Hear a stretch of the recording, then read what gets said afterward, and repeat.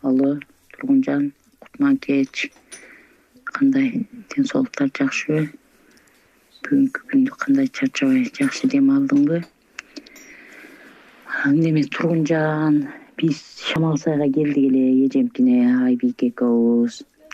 Эртең классташ кыздары конок болуп келишип аткан экен. Ошолорду күтүшүп коюп кетесиңерби дегенинен кала бердик. Эртең Айбике сабакка бара албай калат окшойт.